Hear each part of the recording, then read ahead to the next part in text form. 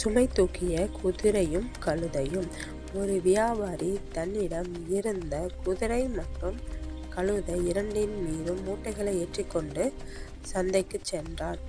குதிரை மிகவும் கம்பீரமானது என்பதால் அதன் மீது மிக குறைவான எடையை ஏற்றினார்.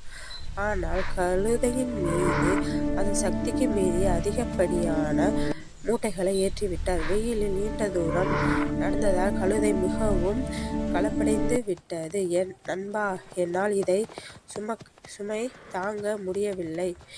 தயவு செய்து என் சுமையில் கொஞ்சம் நீ சுமக்கிறாயா என்று கேட்டது.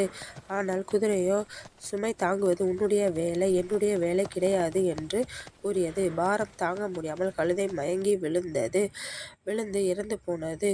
இப்போது வியாபாரி என்ன செய்தார் தெரியுமா? சிறிது நேரத்தில் அந்த பாரங்கள் அனைத்தையும் அப்படியே எடுத்து குதிரையின் முதுகில் ஏற்றினார். அது மட்டுமல்லாமல் இறந்து போன கழுதையின் உடலையும் குதிரையின் மீதே வைத்தார்.